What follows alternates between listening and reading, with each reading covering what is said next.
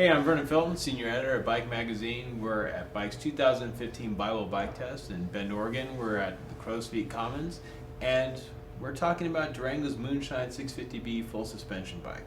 It's an all-mountain bike. Maybe you want to call it enduro. But the thing that makes this bike a little different is that the company Durango is based out of Durango, and they make a big emphasis on speccing as much American-made products as possible, including the frame, which is made in America. Which is a pretty cool thing, but you might be asking, how does it ride?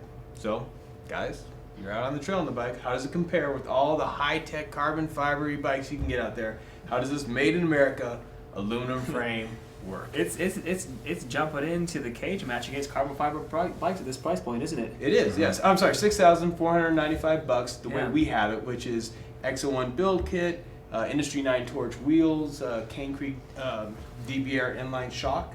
So it has some kind of upgrades, but yeah, it's got heady competition.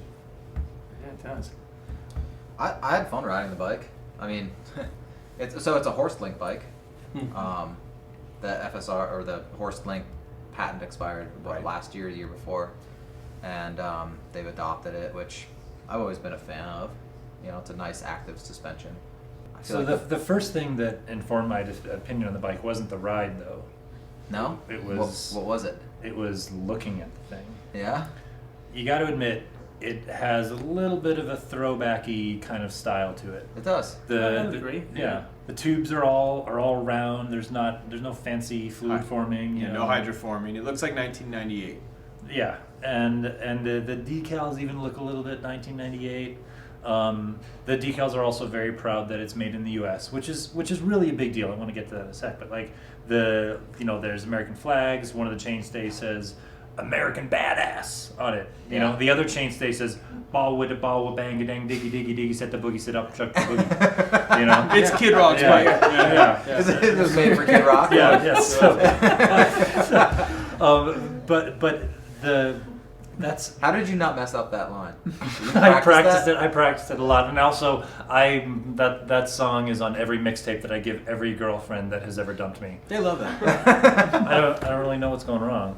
Nothing. Yeah, Nothing. Keep doing it's it. Weird. Yeah. But the U.S. made part is it's not just a gimmick. This guy believes that is important. Mm-hmm. Yeah, I mean, I asked him. Look, you're at a disadvantage. You're to some degree.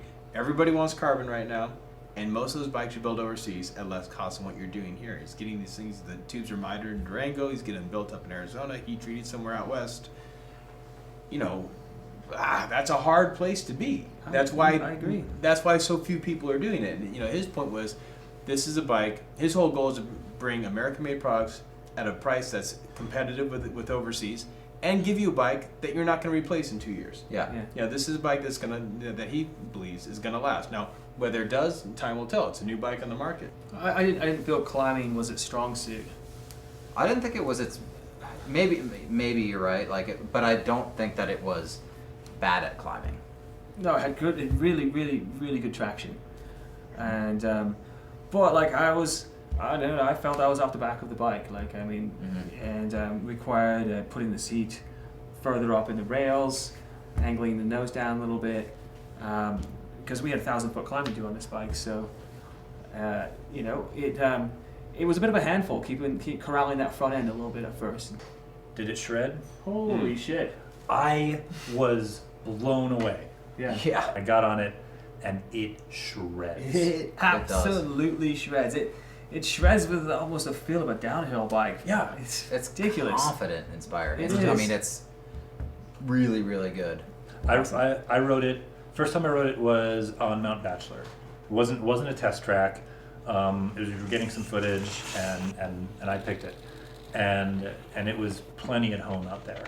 Then we took it on Funner. Mm-hmm. Lots of little technical natural hits.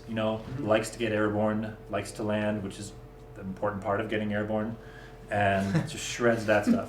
And then today we took it on Edison Lava Trail, and I think this bike had the most supple feel of any of the 650 bikes that we had. I mean, that's saying a lot. That's a bold It statement. is saying a lot. Yeah. I don't know if I necessarily 100% agree with it, but I do 100% agree with the shreddability of it. Yeah. it felt like a comfortable bike. It seemed Yeah. like the fit was right, and I mean, it does have, like you were saying, nice progressive geometry, and it's a bike that seems like it's built to shred and it's built to last. It's pretty impressive, Absolutely. isn't it? It's impressive, and I think it's a breath of fresh air. It's a breath of fresh it's, air. It's cool to see someone trying to bring Made in America back. If you want to know more about Durango, all their bikes, and particularly this bike, check out the Bike Magazine Bible Bike Test. If you want to see more great bike test videos, go to bikemag.com.